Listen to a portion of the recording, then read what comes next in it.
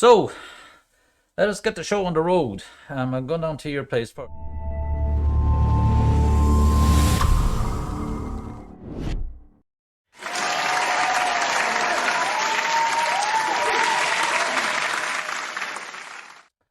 I don't know. I need to. There's something that's triggering this. I know what it is actually. It's. I just need to hit Q. That should turn it off. Um, right. Still only have 22 people. First things first. I've just uploaded a document for you anyway on the team leaders, just basically. So we've populated all 13 teams, I think it is now at this stage, and which is fine. And as I said, for the Tuesday sessions, that still will remain your own teamwork. As I said, I'll be here. I may or may not have the Zoom room open. I most certainly will have it open if there are specific requests from yourselves through your team leaders to say, listen, Mark, we need to have a session. We need to have 10 minutes, 15 minutes of your time, whatever, to clarify something, or can you advise us on this, that, and the other thing, and so on. Okay? That's important. So that's how we'll loosely play that hour. But these 2 hours, we'll try and cover some of the theory background, give you guidance and so on the actual material to get you to the end of this lockdown semester. Out the door for a summer by the beach with no bullshit 5 kilometers. See, I'm losing it. Even I am losing it, for heaven's sake. Oh, jeez. Anyway, it's tell me. I'm interested to know, because we don't even meet our faculty. We have faculty meetings. We had one today and all that sort of stuff. But on average, kind of how much time are you spending in front of screens like this per day? A lot. A lot. A lot. A lot. Oh, jeez. My heart goes out to you, to be honest with you. And I'm not trying to make excuses, because I'm on the other side of it as well, because obviously we would have other classes and so on. But yeah, it's tough going. It's tough going. I can appreciate that, to say the least. So we try and beef it up and have a bit of crack, as we say, rather than just sit here all day long. Anyway, what do I want to do with you? Oh yeah, yeah. I'm go- you can sit back and have a bit of a listen. I'm going to go off on a rant for a while on this subject matter. I'm going to talk about leadership. And I have the slides. Let me get out of the way. I mean, geez, a big enough head without having to look at it all the time. Anyway, here we are. I'm diminished. I'm put back in my box. The left-hand side corner of the screen. Oh, God. I might as well laugh at myself, because I can tell you everyone else does. It's a great quality to have, to be honest with you, to be able to stand back and laugh at yourself. Jesus, I'm ranting. It must be the medication I'm on. Anyway, where am I? Oh, yes, leadership. Enlarge the PowerPoint, so we see. I'm going to take it. There was a PowerPoint, there is still a PowerPoint presentation up there on your Moodle site about leadership. It's probably, I renamed them to All Leadership, and I really, I look back and I said, oh Jesus, what a drudge! Imagine putting the students through that again this year. So I said, right, let's change it a little bit. Let me get out of the classroom thinking and say, this is the theory for that, and this is the theory for that, blah blah blah blah blah blah, feck and blah. So I said I'd get out of that sort of mode and try and put some context and some reality around a lot of this stuff, because much and all as I would be an educator, I'd be failing if I didn't educate you from what I know and from what my colleagues know in the real world, above and beyond the bloody textbooks and the PowerPoints and the journals and the articles and all that. So that's why I said I'd have a rethink about this and look back and dug out some of my material that's better. It's not so much a couple of years old, because as you can see from the title here, it clearly says, just by way of checking, can you all see that clearly? Yeah, Yeah, yeah, yeah, excellent. Happy days, Matty Hayes. And so, and as you can see, it's, as I say, leadership, different yet common perspectives, and what we look at and how we define leadership and so on. And the kind of, I won't say the heavier stuff, the deeper thinking stuff comes towards the latter end of this video as such. And then we look at what we know to be the top skills. Now, interestingly, there are two pie charts inside here, one about two-thirds away and one towards the very end, and they're almost identical, which kind of confirms to me that, well, what I already know, but generally speaking, perceptions, understandings, and viewpoints and opinions don't really differ over the ages. And we all look for these characteristics in leadership. So let me just take in a little bit of a journey. So you'll hear all these things. What's leadership? The art of creating greatness in other people's. Wow, Jesus, Um, is it an art form? Is it a science? What the hell is it? Um, it's a mixture of everything, actually. It's an all-roundedness in our personalities and our traits. Some of us might have some more attributes stronger than others, and so on. The important thing is that we get to know what these attributes are and find what our weaknesses are. And by way of, and I would have mentioned this to you before, that anytime I took on a role inside an organization over the years, I always set out to make myself redundant. I say, are you some kind of a whack job, Mark? Why would you make yourself redundant? And really, what I was saying is that I wanted to get the job to such a state that it became invisible, almost transparent, that there wasn't a need for that physical person to be in place, that other people could assimilate bits and pieces of it, and the organization or the team starts to get its own momentum and going, and then I'd move on to something else and so on. And a couple of my managers, said I was a real pain in the butt for that. That we're after creating this, and we have this role, and you took on that, and now what are we going to do with you? You know, it wasn't as cut and dry as that, but generally speaking, it was my fun time, I suppose. And so yeah, it's putting a lot of times putting others ahead of yourself, and that can be difficult to do, and because of all the pressures and that we have in day-to-day living and so on and so forth. But nevertheless, it is a mixture of understandings, science, and then pulling it all together. And how you pull that together, that takes skill, art, so to speak. And here's an interesting infographic, when breaking through persistent barriers to leadership. So people would have been surveyed around the world and in employment and so on in different organizations, and asked what did they see, what kind of issues did they think. And it's interesting to look up here, people who think that these issues are barriers, for example, to equal leadership opportunity. And you have religious beliefs, gender, ethnicity, sexual orientation, disability.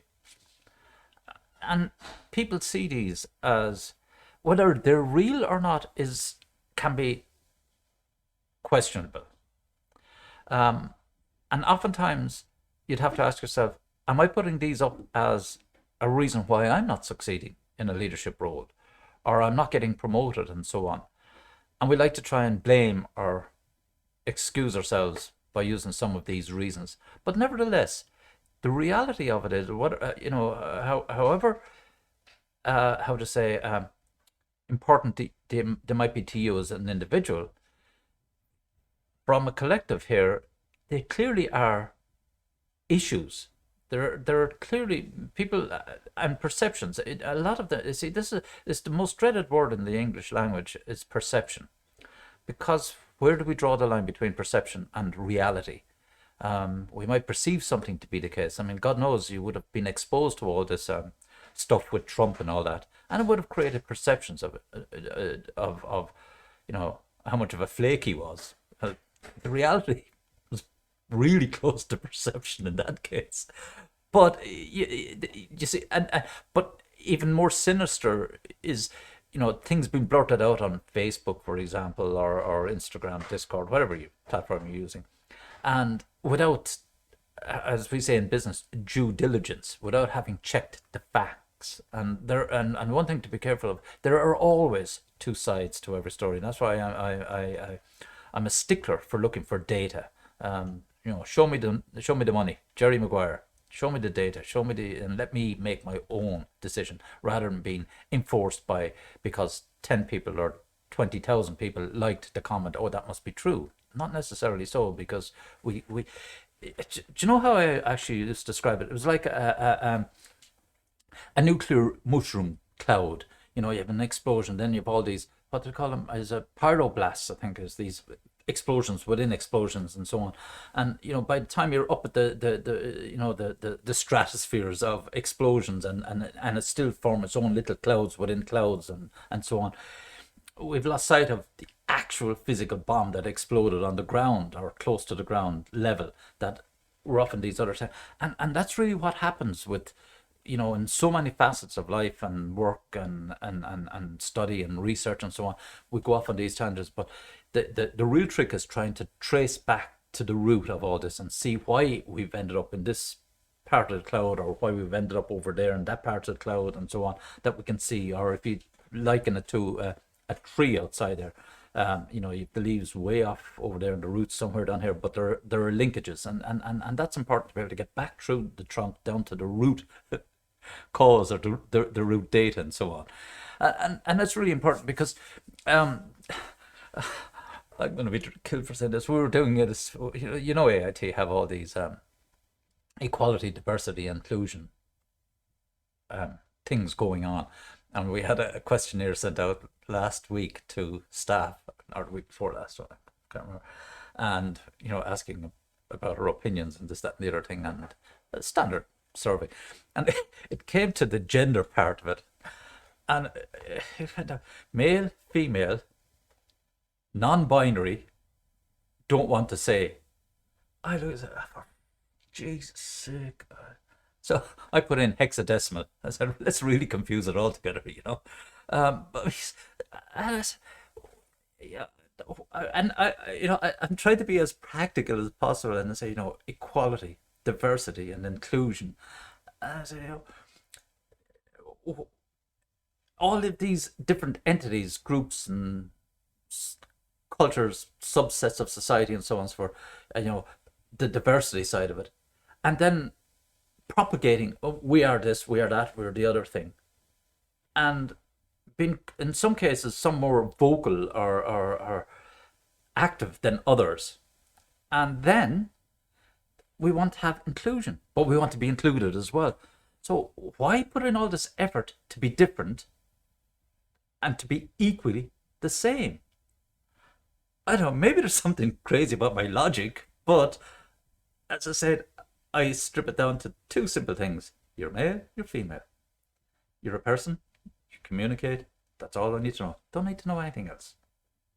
That's how I reduce the complexities of interacting with people. And if something interesting to say, contribute, I'll listen. If you want something, information, I'll share, and so on. Keep it simple and move on and move on. But again, it's this society we're living in. These mean a lot, different people and different groups, and as you can see there, ethnicity and so on. And then, communications gap is growing. And I just need to put my glasses on to see precisely what they're written here, because it is quite small text, actually. They say communication effectively, 71% is important to great leadership. And then 31% say leaders overall are communicating effectively, 8 out of 10 or above. So it's interesting. Absolutely. And I'm surprised it's not a little bit higher, to be honest with you, that the 71% isn't higher, because that's the fundamental to effective leadership. Clear, open, articulate communication. And that coming, no matter what kind of leadership role you have in an organization. We're not talking about, presidents of countries and CEOs of large organizations. This can just be a small team of people, such as yourselves. And for example, I mean, we will test this. I might put some, how to say, I won't say constraints, but some info to each of the team leaders, and you have to bring that back and maybe discuss it or review it and see how it's impacting your particular project. And is that being communicated clearly, or does the leader come back and say, he said something about this, but I'm not sure what he's talking about? So the point would be that you have to be clear in your own mind such that you internalize it, that it makes sense to you. And you will have that eureka moment. Say, now I know what he's on about. Jesus, couldn't he have said it this way, that way? But now you're saying, I make sense of it, so I can say it this way to the team, or I can say it that way, or whatever. And that's important. This whole aspect of communication. Unfortunately, that gets interfered with with biases. Now there's about 250, maybe more, known biases. I don't even want to get into this realm of unconscious bias. For crying out loud, Jesus! Next to be saying that I'm giving lectures while I'm sleeping. Then I'm not conscious at all. Some people might even say, "Are you even conscious?" Anyway, unconscious bias. I don't, because how can they be impacting your actual judgment in the instance that you're making the judgment if they're unconscious? Some say, oh, they're so far back in their mind, they're inferent. That's just bullshit way of saying that, there might be something else going on, and so on and so forth. You will have biases. We all have biases. The important thing is to know what they are and how we can remove them from our communications, such that they don't cloud our decisions or cloud our understandings or interfere with us trying to assimilate information or knowledge and get to the root cause of a particular problem. That's really important. So knowing your biases and knowing what they are and so on. Just get this cable out of my way. Knowing what they are is quite important. As for the this earned trumps paid, as it goes, nothing got to do with the Donald the Duck. Anyway, which channels have the greatest impact? So interestingly, again, if you look here, we said, from a leader's perspective, in-person speeches and appearances, 56%. Equal power, you have formal announcements and news releases. Then it starts to drop down to TVs, then down to websites, down to official company announcements, reports, and all that sort of stuff, all the way down to newspapers as such, print advertising. But if we go back up to the scale, up to here in terms of the communication, and so probably the main reason why we have a tendency there is because we can physically see the person. And this is the whole thing about communication. There's so much that a leader exudes by just the way they look, speak, the gestures they make, the tone of their voice, and so on. There's so much we pick up, over 80%. Some people are even talking now 95% of our communication is non-verbal communication. And you will pick up on these, and you can train till the cows come home, on how, you watch the different nuances, and I mean, some of the traditions where, if you're looking down to the left, he's lying, or if you're looking down to the right, he's hiding something. They're all wrong. They're absolutely all wrong, because God knows I do it all the time. It's looking down and am I lying? Of course not. And am I hiding something? No, absolutely not. It's a lot of people would use eye movement or rapid eye movement because they're thinking ahead, and they're literally they're searching their brains. Where will I find? I'm looking for, and the next point I'm making. So I mean, our brains work at a phenomenal speed, and we're constant. So sometimes this manifests itself in physiological type of reactions, such as eye movement or head movement and anxiousness and so on. And I was watching a sequence of videos of CIA and FBI kind of investigators are looking at traits in people and so on, doing investigations, what are the tell signs, if somebody's covering up something and so on and so forth. And even within themselves, there were contradictory messages coming out of the videos. And But yet, now in one instance, they were interviewing a lady, and she was, sitting there, legs crossed, and was she complicit in some kind of audit cover up in an accountancy firm, and going through it, and basically the question was she guilty or not, and I pretty much came to the conclusion that she was guilty, all right, um, but and it was obvious. But the real fun I had in this case was, how did I know? I was looking at the various tales. Was there something else I was missing? And there were a few bits of how they respond to certain things in a couple of seconds, and the investigators waiting 5 seconds before they ask the next question to not to let the candidate ramble on about stuff and all this sort of stuff. So it was interesting to see some of those aspects. But what I found remarkable was, yeah, you could pick up the vibes, so to speak, from somebody.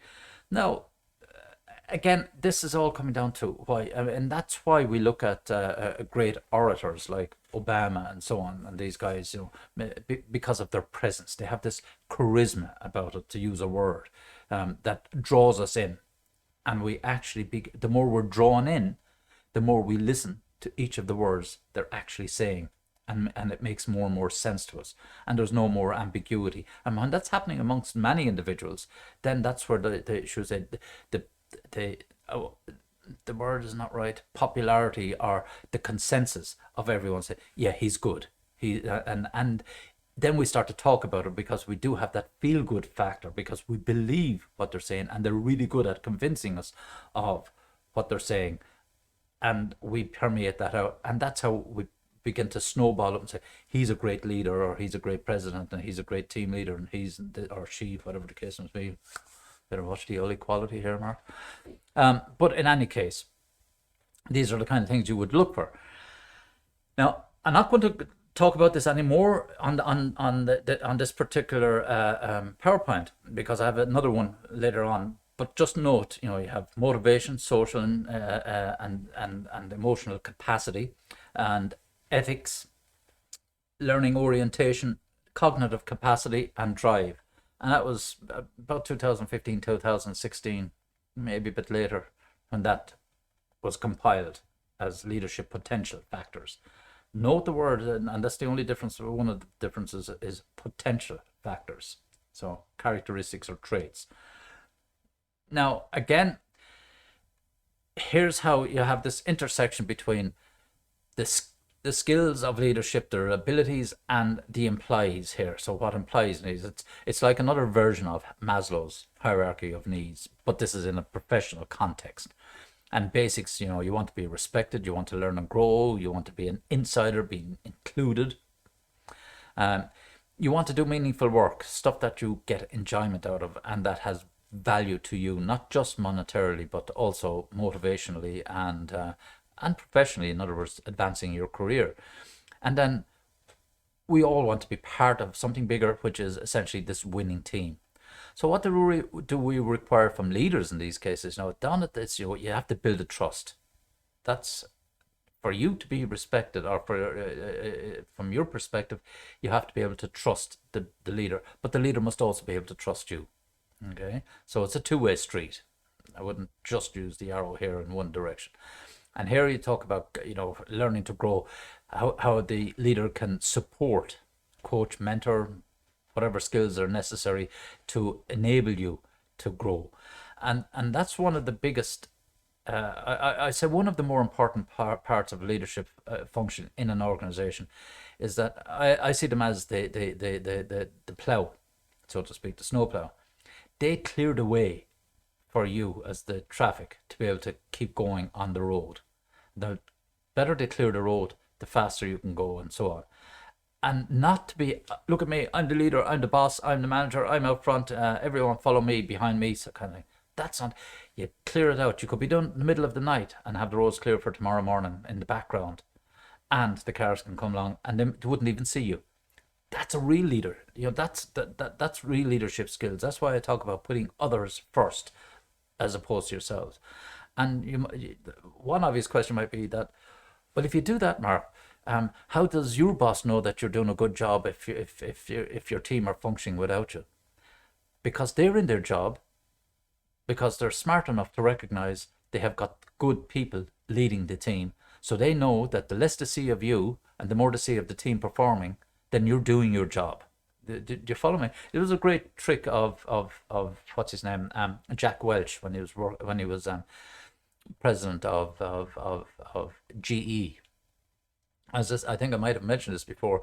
In head office, you had the various vice presidents of the different businesses and different industries that they were in, all report into Jack Welch, and they'd have their admin staff working for them as well, and all that sort of stuff.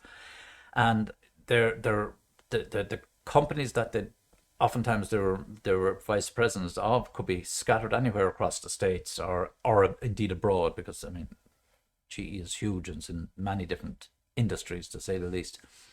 And one of the ways Jack Welch used to evaluate his vice presidents' performances and behaviors and so on, he'd casually talk to their admin staff in the head office, and oftentimes he'd look, well, how many phone calls were coming in into such and such vice president, and how many calls were going out from that president's phone, so to speak. And he very simply said, well, if there are more calls going out, well, this guy isn't doing his job, because what he's doing is controlling, and he's interfering and so on. And if there are more calls coming in, this guy essentially is doing his job, because he's only interfering or controlling or helping when needed, that the function. And some people say, but if I'm not getting any calls coming in, your organization is functioning. What's to worry about? You don't need to be making calls just to show you exist, and so on. And it was a very clever way and simple way of evaluating performances as such inside his organization. So if you go up here and building teams and being inclusive, including people. So no one knows everything. God knows I know that. And you have to surround yourself with people who have the relevant information, knowledge, and so on. And oftentimes, in one particular role I had in a department manager in Germany, the guys were working for quite technical projects. I think I told you this before anyway. First, GSM, digital mobile phones, were building that system. And there were guys in the department and indeed on my team who were far more knowledgeable than myself. Did I feel threatened? Not in the least. I was a little bit older, obviously. I was in my how old was I? I was in my 30s, early 30s. I didn't really feel threatened. And the reason being was that it was a role I had to do. I just had to make sure that the guys were pulling together and that they had what they needed as such. Some of them were really technically advanced and brilliant people. And there was no way could I match their brain power in that particular level of expertise in a particular area as such. But I knew if I could harness theirs and I could keep them focused and so on and so forth, the overall goal we'd achieve. But that takes, some people say, well, you have to be better. Working with the Germans themselves, actually, that can be a bit of a challenge. That's why kind of cultural and ethnicity comes in and all that sort of stuff, because they want to be told A, B, C, D, and that can put you on a bit of pressure to know what to have to do with people in the earlier parts until they become a little bit more self-sufficient. But these are just some of the dynamics of dealing with different people across the globe and so on, behaviors. But fundamentally, being inclusive, getting the people around, sharing the problems, sharing the good times, the bad times, putting the team first, then aligning the team with purpose, values, and vision. Absolutely, it goes without saying that you have an end goal, deliver a product, a mission statement, why do you exist, and all this sort of stuff. And fundamentally, that everyone is sharing that same vision. So they have a sense of purpose and obviously meaningful work, but it gives them a direction. This is where we're trying to go, and this is where we want to be in 6 months' time, in a year's time, whatever. And building a high performance team, when you get to that level, the team is self-sustaining. They might just contact you as their manager and so on. For look, we have a little bit of an issue here, or could we try out something else? The team is well orchestrated, and I often use that as an example.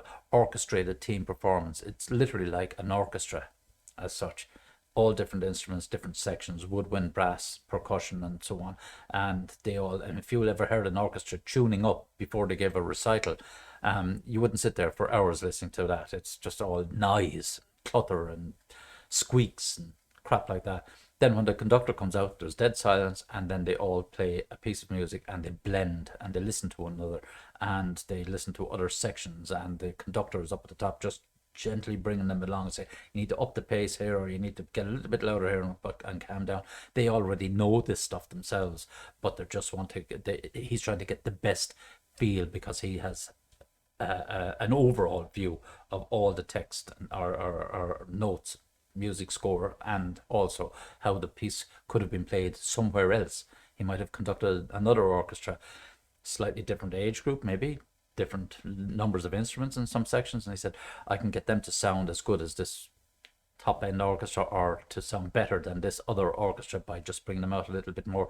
And they know this themselves. They know that, yeah, he was good. He that was a really good recital or performance because we did this and we did that slightly different. We did the rehearsals and they brought out a little bit more from us, so we got it right.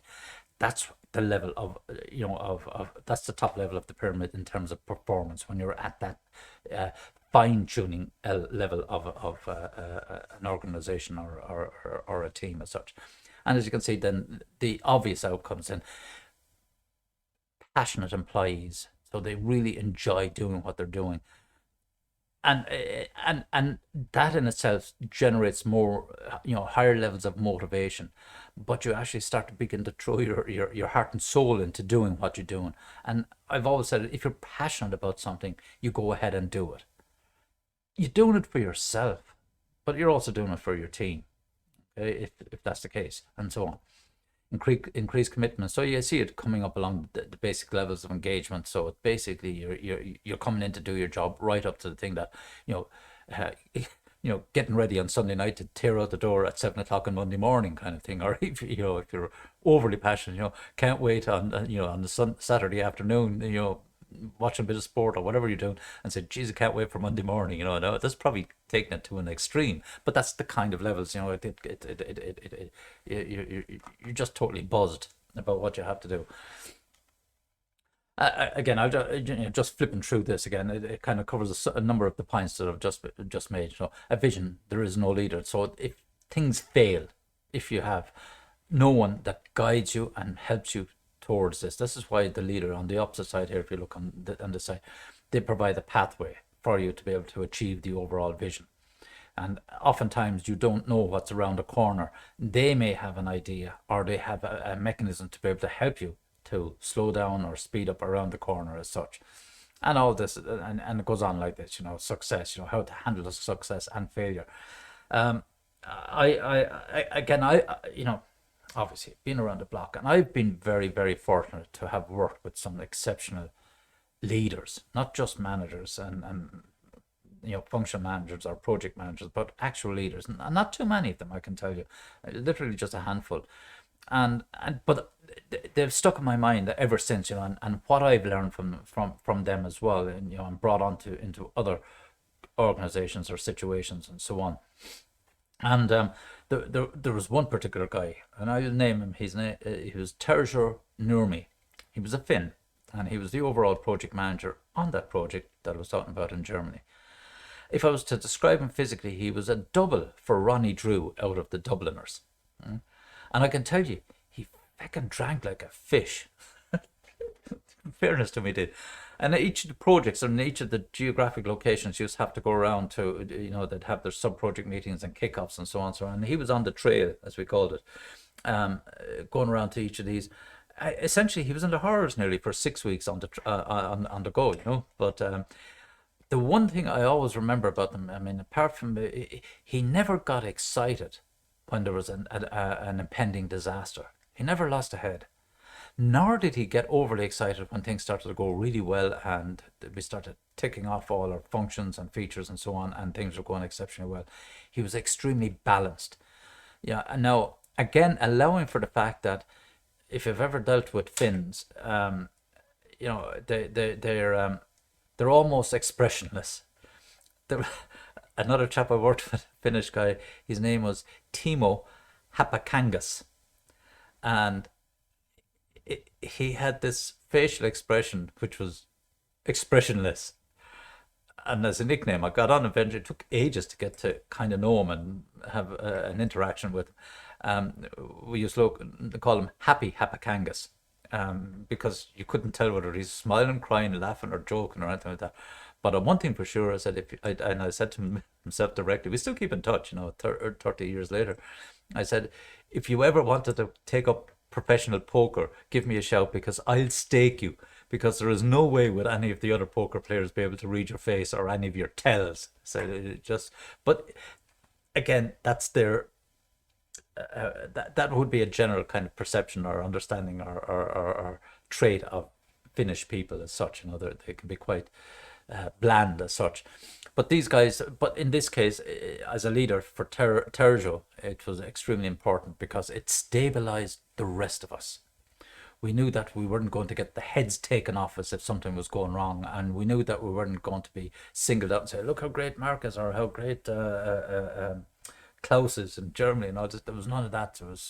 Everyone was treated pretty much the same, but he supported. If any one of us were running into troubles, he came to our help and worked very, very hard for that, and that's how we got tremendous respect from all the other sub-project managers across Europe as such. And they say, should have nobility is in management. And so every action of a leader should be transparent, and that's critical, so that there's no game playing. Because if you play games with someone, you might get away with it once. You might be lucky and get away with it a second time. You won't get away with it a third time, and people will you'll just totally destroy any trust if you play any kind of games and try and manipulate situations, particularly if it's for your own good, trying to promote yourself and so on. So you must, as I said, you must work and succeed with integrity, and that's very important. So being open, honest, and transparent.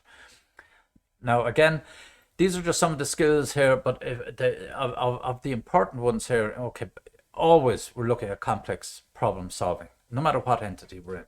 I mean, you're looking at solving a complex problem, product, people, resources, partners, the business model canvas. That can be considered to be a complex problem solving methodology, but you're going through something. The critical thinking is the real important one. This is my favorite area of it as such. And what we mean by that is that you're able to assimilate all the information as quickly as possible and make decisions. And that's one of the expected attributes of AIT students, that they're critical thinkers. Now, many other colleges probably have the same idea as such and so on. But really, what does it mean is that you're able to see things from many different perspectives. Look at it from the top, bottom, side, down onto it, different angles, walk away, come back and think about it. It's the way you try to fill the gaps to get a total understanding. That's critical thinking, how you think about things, that you're not just one directional. I'm only thinking from the cost perspective. If you're looking at and if you're an accountant inside in a firm, we're going to save money, we'll lay people off. Why? Because it saves money on the bottom line. You're ignoring that those people are going to be impacted. They may have mortgages, kids at school, blah blah blah, supporting people, others, and so on. They may be the only breadwinner in the house and so on. Nevertheless, I see we need to save money. We cut people. That's not humane, to say the least. But if you were now an accountant and you worked in HR and you worked in operations and all these other areas, and you begin to see things from different perspectives and what it means to different people, their job and so on, then you'd be how to say, less ruthless in making cuts and so on. And if HR would say, well, apart from the person impact, how are we going to replace these people when the things turn up again, and we want to be able to We need to upskill or train or bring on people when business picks up and so on, and so on and so on. But critical thinking becomes extremely important. And again, you see their people management is well up there. What else? Yes, emotional intelligence. And God knows you've done the psychometric test. And it's really powerful. And it doesn't even register on in 2015, 2020. It's been, now it's been around for the better part of 10 years. It's been gaining momentum and momentum as a topic. And in actual fact, you can get all these reports in up in the top corner here. You can see this World Economic Forum. It's a great resource for data and reports and trends and so on and so forth. And it's all free stuff. But if we look down here on these lists here, judgment and decision making has moved up, and that kind of goes hand in hand with this emotional intelligence, because it enables us, if we're aware of our surroundings and we're aware of ourselves and other people and so on, it helps us to be able to make better judgments and better decisions and so on. Service oriented. The reason why it probably dropped is that. The reason I mentioned is that we were there to support people. It's dropped because it's not as important, because people are far more functional, they're much better educated and are continually, so the levels of education have been increasing. Therefore, we don't have to do as much, to use the expression, hand-holding as such. We can trust people to do stuff more efficiently. And that kind of would have manifested itself a number of years ago when, for example, in the computer sciences, graduates coming out were taught about agile design as a technique to write code in small chunks and break it down. So they were getting a very practical project management lesson while in college, that if you take the big picture, the big program, and break it down into a small little manageable chunks, do this, test it, do this, test it, and so on. Your business model canvas, small increments. So people have been educated to take the total and make it uncomplicated, simple, get the job done, move on to the next, move on to the next, move on to the next. That way you don't need, and that happened in Nokia and Ericsson in the mid 2000s, and they started to remove a layer of managers because they weren't really needed. That level or that service was not needed, so they were reassigned obviously to other roles in the organization. And cognitive flexibility, that's actually a new one that's even come in here. So how quickly you can adjust, and that's why I mentioned agile, because it's the speed at which we adjust, and that kind of fits into this cognitive flexibility, how quickly we can take instances and information and knowledge and situations, and how quickly we can respond, responsiveness. That's the kind of cognitive flexibility.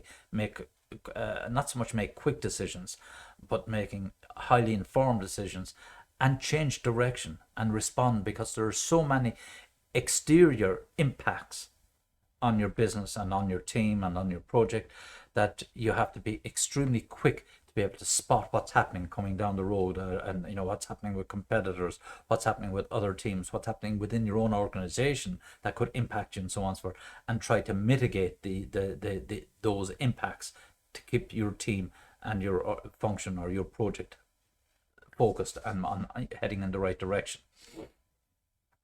Now, this one, I know this is even blurred on my screen. It's just the way I captured this advice, but it's interesting, and it kind of kicks you guys in the butt, unfortunately.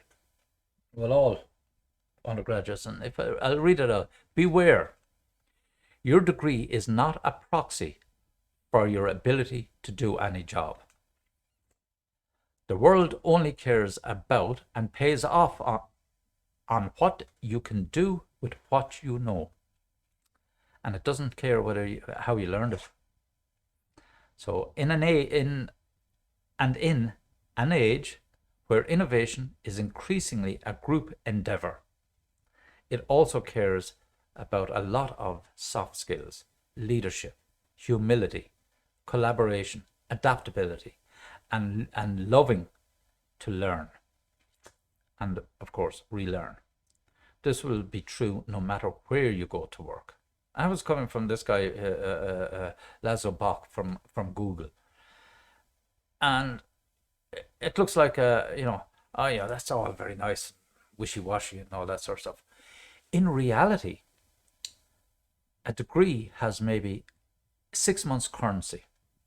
So you graduate in October, you've about 6 months to make it worth your while until the next graduates come out, give or take, because things move so quickly.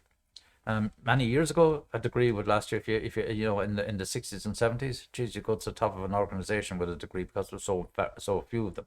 Now there's so many, and a master's might give you maybe a year of currency. Where and I know you're saying, geez, after spending 3 years and I only get 6 months or maybe maximum a year out of my degree. It's life. That's the way it has evolved because so many people are coming out now that as we say, it's easy to be a big fish in a small pond as opposed to a small fish in a big pond. You become less noticeable, and that's what happens inside an industry in companies, and none more so than when I have between. I don't know what I told you, but um, personal insight. I've been divorced and remarried. As a consequence, I have 7 children, four step, three of my own. I have one, two, three, four, five grandchildren. Um, do you know the program Modern Family? Yeah, they're only trotting after us. I deadly serious. They're only trotting after us in terms of all the dynamics, the ethnicities, the uh, uh, sexual orientations, the whole freaking lot, religions. They're only trotting after us. So I can speak with a relative authority on these things. But the point about it is that in this context of what I'm saying here in terms of applicants, yeah, it's not nice to hear that, yeah, my degree after spending 3 years or 4 years on an honors degree, that it's only worth maybe 6 to 9 months and so on. These people, all these kids and stepkids and so on, so they've all worked in different environments, different types of companies and so on. And they've all been telling me, and their friends who oftentimes I meet up with them and so on, and to keep in touch with what's actually happening because they're all in their early 30s now. But of course, since they're in their mid 20s and early to mid 20s, we keep in touch, and they're still, scattered to the four corners. Well, actually, no, they're all here in Ireland as it happens, back again, but working for different types of industries, companies, large, small, and self-employed, blah blah blah. But the point is that it's really interesting. The big employers, the Googles, Facebooks, LinkedIn, financial services, all these companies, you get in the door, they want to train you in their ways. And they have all these internal programs. And oftentimes, when you move from one company to the next, what they're looking at is, what did you learn at Google? Um, did you go on these courses in Google? And while you were in LinkedIn, what professional development? And they're actually, a lot of employees are finding more reward in the professional development that they're getting in those companies than just the promotions and the monies and all that sort of stuff. That's all secondary. It's how much they can get on their belt. Hence, you have this continuous learning, lifelong learning. It's a reality. It's a state of life now, even more so than it was when I would have been back there. We worked in companies back in the day, and there were almost jobs for life. Things changed, but there's no such thing as a job for life. And there's also a very valid stat that, on average, a working professional over their 40 odd years working lifespan, they will change their careers at least 3 times. I mean, when I talk about careers, I'm talking about total changes. I mean, I didn't start out to be a lecturer. I started out in accountancy, for crying out loud, then into software engineering, a couple of other bits and pieces, and now into lecturing. So these are totally different careers. There are linkages, clearly, but they were certainly totally. And so you don't know what's going to happen. You don't know what you're going to like and dislike. And I thought I wanted to be an accountant, and I took it so far and said, I'm getting bored of this stuff. And I had, I took brave decisions and said, this isn't, I'll try something else. And I like this. I started to become passionate about computing and programming and all that sort of stuff. And I did a spell in that, and I said, yeah, I learned a little bit of that, and so on, so on, so on. But that will be pretty much the roadmap for yourselves. You will find areas that you're passionate and go off in a total tangent altogether, and your degree essentially becomes redundant, but not insofar as maybe the content, maybe some of the subject matter is irrelevant. But the important thing is that for companies, they know with a degree that you're able to learn. And that's the point, really. When we were in Ericsson in the 80s, 90s, we were hiring graduates in from college. They weren't all computer scientists. They weren't all electronic engineers. They might have made up maybe half of the graduates coming in, and we'd take in, anywhere between 20 and 30 every quarter or every 6 months when we're growing at a rapid rate. We had zoologists, we had botanists, we had a whole range of physicists, music, languages, history. We had a couple of the arts. All, but it wasn't. It was the fact that they were in the learning frame of mind, so we were able to say, right, good. We know you're able to learn, and you've done well. You've proved it. You passed your exams. You're graduated. And in one or two instances, they didn't graduate, so we gave them extra time to go do the repeats, and then came in. We had already made job offers to a lot of people before they, on the basis that they were going to pass their degrees. And they came into us and they went on 16 weeks of a training course to teach them how to program in our particular languages and so on. So we knew that they had the skills to learn. So we were able to teach them, and that's how we progressed. A lot of them went on to greater things and so on. So that's the real point about that, and this thing. Now this is a throwaway graph again. Think outside the box. What box? There is no box, and all that sort of stuff. That's just it's all part of the show. Here's an interesting one for you though. The happiness index. Where do you now? This is where the kind of heart goes out to you guys, because really you're in this end. Look what's going to happen to you in terms of your happiness index. And then if you're like me up here, yippee, happy days, and I'm only halfway there. It's going to get better and better. Then it's all downhill then after that. But there's 6 feet under, strangely. But that's the life cycle we go through, and it affects us. What happens? Obviously, you're getting into your career. You're trying to make a name for yourself, and this has been postponed. That has actually shifted slightly more over in this direction, slightly more, and this has become a little bit more acute. If you're to take the same stat, probably this year or last year, you'd find that this is going on a little bit more, and then becoming more acute, and then going back up again. And the reason being is that people are deferring the long-term relationships and marriage and all that stuff. Those areas of life are changing, and then of course children, and in the numbers of children and people wanting to commit and so on, and so on, and our commitments to providing for family and so on. So we begin to take a backseat to all of those around us and so on. So generally speaking, our happiness, and then as the kids grow up and start to move out and so on, you're left with more me time, and for you and your partner or whatever it is and so on. So we begin to feel a little bit happier. What to say about grandchildren? They're lovely, but you can give them back. Okay, but but more importantly, on a professional side of things, you're coming out of college, you're full of life, full of energy, and you're going in, you're throwing your heart and your soul into work, and you're hoping to succeed, and you get your promotions and so on. It doesn't represent it here. But eventually, once you, generally speaking, hit around your mid-30s and so on, you've put all the effort in. Now other things in your life start to take priority.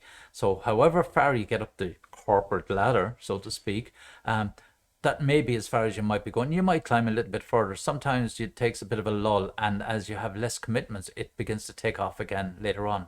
For that reason, because you have gotten over the worst, you've gotten your kids through primary school, maybe secondary school, and maybe worse again, gotten them through college. Therefore, you can now, worry's over, they're self-sufficient. Now you have less reliance on you. Therefore, professionally, you can commit yourself again. And sometimes people change their careers at that stage because now they've been unshackled from the sprogs, and they can move on with their careers, so to speak. But nevertheless, that's generally speaking how it looks. Now have a look at this one here. It doesn't tell you an awful lot, really. But it's the next slide that's really important. So, I'm no longer accepting the things I cannot change. I am changing the things I cannot accept. Knock yourself out, woman. But here's what it really drives us home to us. Opinion is really the lowest form of human knowledge. Why? Because it's an opinion. It's your own opinion. But it needs to be substantiated. You need to discuss, debate, and sometimes maybe argue, such that there's a shared understanding. On its own, that placard with a woman meant absolutely nothing. So what? It's your opinion. It's not my opinion. Blah blah blah. So it requires no accountability, no understanding. So the highest form of knowledge is empathy, understanding what the other person is trying to say, convincing them of what you're saying, but seeing their point of view, and so on. That's really why we will come on now to emotional intelligence. I'm going to skip through this. This is just kind of using the two-way system. If you want to get creative innovation down here, these are all the things you need to think about, digital stuff and so on. So you can read that yourselves. It's pretty straightforward. Identity and well-being, digital footprint, online identity, social networks, and so on, if you want to who you are and you want to create a presence for yourself. Anyway, so what's leadership?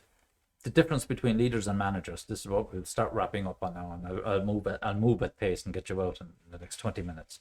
And then substitutes. I'll defocus on these substitutes for leaders. That's just, in my opinion, academic speak for all other stuff. You really have managers and leaders. And if you look at this here, there's these two, this kind of a Venn diagram for all intents and purposes. You have managers and you have leaders. Managers do things right, status quo, don't want to change things. They're short term. Where are we at now? What happens now? Blah blah blah. Are there issues? They say everything is a means, and they're builders and problem solving. So it's like the distasteful side of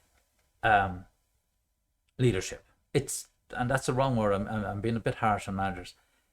They're fine. Certain instances, you have to be able to manage people, get them to do A, B, C, D, because you need to give them a bit of a kickstart and carrot and stick and so on. And you might have to default to that role. But on the other side, you have leaders. They do the right thing. They're always open to change. They see the long term, and they convince you this. Hence the communication. So the CDNs, the means. In other words, I would have had chats with my heads of department, over the years, and I say I'm doing this and I'm doing that, and this is why I'm doing this and that, and they said, it got to a point, go ahead, do that as long as it's legal, which is a kind of a joke we used to have about the way we do things, and I ended up doing a course in UCD on entrepreneurial education. Why? Because I needed to have a badge to say that what I do inside in the class is legitimate and that it bucks the system, and I will behave and interact with students in my own way, unique or otherwise, that distinguishes me from other lecturers and the way we do things, to try and keep a level of engagement and benefit the students as such. And so the way I go about certain things might be a little bit unorthodox or different and so on, but the end result should be essentially the same, or I see a different type of end result that I'm bringing you on this journey. So we put all the bits and pieces in place, as leaders, the architects, as opposed to going in and building block by block. We provide the frameworks, the mechanisms, and here's the overall picture. Now you guys go off and do it, and we'll support you whenever you need. And then being inspiring and motivating and so on to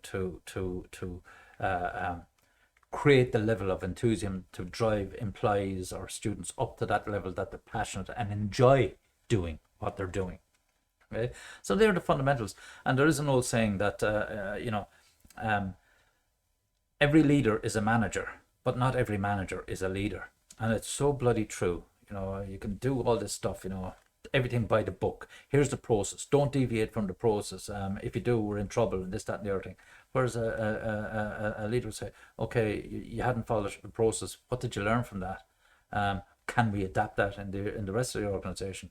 Is it more efficient, better, less costly, so on? So what are the benefits? So even though you might break the original process, you might have evolved a new process or a new way of doing things, not just to be different, but because you understand it and you have something to contribute. Hence the inclusion and the involvement and respect for your employees as such. And this guy Warren Bennis is another one of these well-known American authors on leadership and management. And he said American organizations, and he's right, in many other countries and developed countries, are underled and overmanaged. They do not pay enough attention to doing the right thing, while they pay too much attention to doing things right. Okay. So again, it's and that can come out, and if and you get the sense of that when you're talking about, for example, if you watch any of the performance of American companies, and if you're looking at the Bloomberg or any of these stations where they're talking about the quarter, and you see all the ticker tapes running across on performance of stocks, and so everything is driven by the pure financial level and the shares and the share value and so on. So pure metrics. So the narrowness of the metrics are forcing people. So if a company isn't performing, it gets hammered, and as a result that has a trickle effect on the company. People don't start selling the share, company value comes down, everyone gets their ass kicked and so on and so forth. And if you don't perform, you're out on the side of the road. So American companies can be particularly ruthless like that, which is unfortunate. But you come over here towards Europe and there's a lot more of the humane approach or human resource approach or whatever you want to call it, but definitely more people focus on it and less on the pure. Of course we have to achieve profit and hit our targets and so on, but whereas not and we have legislation as well that protects employees more importantly, but we shouldn't have to default to that. It should be inbuilt into the culture and nature of the organization to look after the people and look after them. The rest will fall in place. Pure American organizations don't look at it that way. One of my other favorite diagrams are slides is this, and I did mention this to you before, I believe, but having the 3 M's, having your own personal mission statement, choosing a mentor, and, as I say, ethics. Stand in front of the mirror and how do you rate yourself, and that's doing the right thing. Now let's just briefly go through those, but you have to have a sense, why am I doing what I'm doing? Where do I want to be? That literally your own mission statement. Why do you exist? And that's for you to be able to answer. Why am I doing this degree? Why do I want to do this degree? Where do I see myself in 5 years' time, to use a dreaded HR question at an interview? Bullshit. But yeah, why am I doing this? Why am I doing what I'm doing? And you have to make sense of that for yourself. Now, take care, it says here, in choosing a mentor. You don't identify one person. You don't say, I want to be like Obama, or I want to be like Conor McGregor, as a mentor. Or you don't pick one. You don't. It's not that kind of mentor. I would strongly warn you on that. What you're looking at is, what do you recognize in other people's? What qualities and characteristics can say, geez, yeah, he's good or she's good at that, and I like the way he did this and I like the way she did that. And you look at those and you take them in and you make them your own. Never try and copy, because the minute you try to copy somebody, other people say, sure, look, he's only trying to be like Obama, and he's trying to be like McGregor, and or he's trying to be like Michael O'Leary, he's just a copycat and so on. People see through it like tissue paper. you know, look at the qualities and make them your own. Um, and you know, if for example, Steve Jobs was a brilliant presenter when he launched products and so on and so forth. It's just the way he did it. And but he practiced, and he practiced bloody hard before he went out onto I'd say a global stage, because he had all the international press there when they were making product launches. So he knew how to manage people and manipulate people, not manipulate, manage the situation, and how to feed to the waiting press and so on with new products and so on. He got it, and so he was tremendous on stage. Some people are really, really good at that. And you might look at it and say, well, maybe if I do the same thing as Steve Jobs, and do it exactly like him, it'll work. Um, that's the point I'm making. Don't. Just because Steve Jobs wore a round neck and black jeans and so on and so forth, you don't go out and do the same, because you might have a full head of hair. He didn't, and it wouldn't look the same. There was Jonas Reader Straley, and what was the other guy's name? God, I can't think of the second guy. There were two guys, they were Swedish guys, they wrote a book called Funky Business around the early 2000s, and they had a follow-up book on it. But they went on the lecture circuit, and they were just gas characters, you know. They both shaved their heads. They both wore glasses.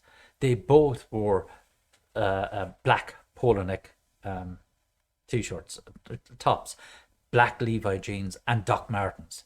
They were almost identical, you know, but they weren't. Um, and but they didn't do that because they were copying one another. They were creating their own unique kind of brand, and they were trying to sell this book, Funky Business. In other words, how to do things different in business and so on. It was quite good, a good book at its time. It's probably a little bit faddist, or a bit of a fad at the time. So yeah, be careful who. Now the mentors could be anyone. They could be your own brother or sister, older or younger, because they you know, the way they committed to doing a particular job, and say, I like the way they attack that, or the way they're playing a particular sport, the amount of effort they're putting into succeed in that sport. You might say, this is good, I'd like to be doing that as well, and so on and so on. So look at those in terms of the mentor, the mission, and the final one then, on this one, is the ethical performance. How do you know you've been performed ethical? And really, this is and genuine, at night, that you can go to sleep having asked yourself, the decisions and actions I've made and taken during today, can I sleep with them? Are they sitting with me comfortably? Am I anyway uneasy about things? Now, we all have certain levels, but those levels become our personality. Some might say, you know, you know, to hell with so and so and so on. Others might say, no, I think I should do this and I should do that. Different levels. Fundamentally, that you have a clear conscience, essentially. That's all it is. And you have to assess that, and you have to be able to gauge yourself. What might be acceptable to you might not be acceptable to somebody else. But your emotional intelligence will be able to pick up on that, and what the different levels, and you'll find some level of comfort yourself in your decisions and actions. And that's fundamentally what this comes down to. And certain to wrap up here, and I'll ignore this one, leaderships and leadership traits. This is what I wanted to get to. Again, the final slide. Technically it is. But again, I told you that there was going to be two of these circles, pie charts, or whatever you want to call it, showing leadership traits. This is undoubtedly my favorite one of all times. It's going back a number of years, but they haven't changed. And if you look around there, you saw this: emotional stability, awareness, self-confidence, cognitive ability, knowledge of the business, honesty, and see, they're all coming true, even from the World Economic Forum report, from the earlier diagrams from 2015, from 2018, 2020 visions, and all this. This thing is 16 or 17 years old from memory, at least, maybe a bit older. The same old. And the fundamentals, if you start at 12 o'clock and start to work around this clock, honesty and integrity, you have to have that fundamentally. Self-confidence. Now, again, be very careful on self-confidence.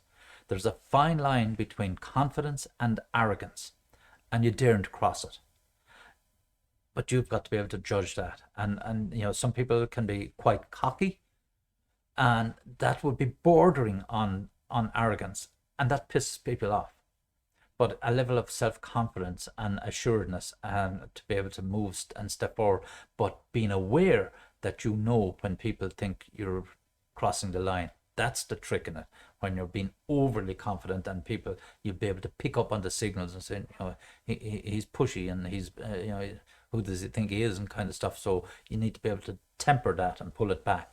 And this is where, remember I mentioned Tergenormi and emotional stability, that you're not running around looking for heads to roll when something goes wrong, or that you're not coming in, in foul form because the kids spilled your coffee all over your computer that morning and you're taking it out on everybody else, or when things are going great, that you're running around giving high fives up and down the corridor and all that sort of crap, that kind of, so that there's a level, so people know how you're going to react. You're kind of predictable, and that's important. So, and in terms of emotional stability, because people need that assuredness when you're on a long-term journey, bringing a product to market, or introducing a new product, or bringing a company or a team or a project from start to finish. They want to know that there's someone there. It's almost like parenthood, that you know yourselves, that there's someone that you can talk to in your family and that kind of thing.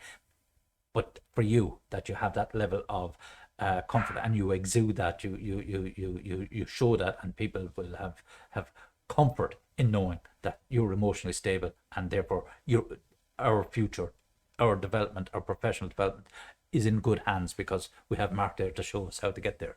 Cognitive ability, how quickly you're switched on to things, being aware of things around you, how quickly you pick up on situations, verbal, non-verbal, how you can anticipate situations, mitigate risk, and so on, and and that's really the fact that you're able to take in so many different things from coming from so many different aspects in work and so on, and make sense of them. That's your cognitive ability. It's not the fact that you have a master's degree or PhD bullshit at all. It's how quickly you can respond to. Now, knowledge of the business, and this can be a speed bump. Going from one company to the next, for example. I know project management. I've worked in project management, for example, in telecoms and IT. Does that make me? Does that mean that I could run a project to build a new bridge or develop a shopping center? Technically, I have the skills. I know about project management and so on, but I don't have the knowledge of those industries. So if I was to be overconfident from the other side and say, oh yeah, I can go in and build this new bridge for you because I know project management, you can guarantee I'd be falling flat in my face, and the bridge would probably fall down as well. But knowing the business you're in, and sometimes you might be missing stuff in the business, or you're being promoted and taking on more responsibility. Make it your business to get to know all the nuts and bolts of the business, the product, and so on and so forth, so that at least people will see that you've taken an interest in it and that you understand. So when they come with problems, you understand. That's why Willie Walsh, for example, when he was CEO of Aer Lingus and then moved on to British Airways, and now to what they call the crowd, I can't think, the overall owners of Iberia, Aer Lingus, and British Airways and thingy. He trained as a pilot. He worked his way through the organization, so he understood everything. But he never goes off and shows, hey, I understand everything and I know everything about your radar system. He absolutely does, but he doesn't go in and slam it down people's faces and such. It makes it more effective, and he takes responsibility for his actions. The drive part of it is, you do need to have a level of ambition, so to speak, and that you have the speed and the motivation, I suppose, to want to lead, and it means stamina, and oftentimes that means literally being physically fit, because you're putting in long hours, you're going from one part of the organization to the next, and you have a lot more on your plate, you have a lot more mentally to contend with, and to be able to contend with the cognitive ability and emotional stability and knowing all the things that are going on, how quickly that can be very tiring. So you do need to be at least physically fit to be able to have that drive. It goes hand in hand. The number of guys that I've seen promoted up through organizations and they go out jogging and running marathons and totally transforming themselves just so as they could stay fit to be able to do their job more effectively. The last one is extremely important. You can have all of these other points around here in this. You can have all of those other points. You know what I'm talking about. But if you don't want to lead, what's the point? What's the point in pushing yourself? And if you're being asked to lead something and say, yeah, you're Mark, you're damn good at this, you know the stuff, you know the business, you know you're totally switched on, stable, you know you're confident in doing what you're doing, will you take the team forward? No. Some people just don't want to. Some people are content to be in the background, to be a team player as opposed to being the team leader. So you have to have that desire to want to take on those additional, should we say, responsibilities as such. Some people succeed in it. Some people actually thrive when they get in there and say, this isn't as bad as I thought it was. But you have to be able to prepare to let go of some of the stuff that you might enjoy doing because you're taking on these new aspects of your work and your professional development, and they're extremely important. So that's the final point, you know, your desire to lead. What's the last one then? Yeah, this is just a throwaway. That's actually a picture I have. It's a ceramic thing here. So what matters most is how you see yourself, and it absolutely does. You know, you do have to start with yourself before you start impacting on others and so on. And it's important that you're honest with yourself. That's one of the reasons, or this whole slide deck and so on that I've just shown are all contributory or reasons as to why we get you to do these psychometric tests, such you do have a really good understanding of yourself in these areas, because we all have room for improvement at various stages in our careers and so on and so on. And it's important that, you know, when you're comfortable with yourself, when you have that emotional stability and your cognitive awareness and your emotional intelligence and all this sort of stuff, and you have that level of confidence about yourself, then you don't need to put on a show. You don't need to bullshit people left, right, and center, or create this alter ego of yourself that isn't really you. Because here's the fun part, or the kick in it: people can see through it. No matter what you try to create, they can see through it. Because and it takes energy to try and create this other persona of who you'd like people to think you are, and fundamentally that takes energy. Don't. Just get back into your shoes, understand who you are, and be comfortable with it, and you'll be surprised when you say, here I am, warts and all, and this is the real me. Then you actually get say, yeah, it's a weight off my shoulders, now we can build from here. Hence, you'll have the integrity and trust and so on and so forth. All these begin to fall in place afterwards. But if you try to create something that you actually aren't, as I said, it'll burn up your emotional energy and mental energy trying to create this. It'll confuse people. They'll find it difficult to trust you and respect you because they don't, there's something about him I don't understand, or I don't get, or I don't trust, and so on and so forth. Remove all of that, and as I say, go naked on the emotions, and trust people to be able to respond to you the same way. I don't know about you folks, but I particularly enjoy that, as it's quite passionate and it's good crack and it's extremely practical and all that sort of stuff. Any questions, comments, insults, jokes? No? Okay, folks, I'm going to let you go on that. And I hope you enjoyed this. I'll obviously I have it recorded. I'll splice it and dice it. Well, I won't do too much dicing of it, and put it up on YouTube for you. And yeah, take the key points out of it as much as you wish after that. And we'll see you next week, please God. Okay. So have a good weekend, folks. Take it easy. All right. Thanks, Mark. You're welcome. Thanks. Bye. Bye bye. Bye bye.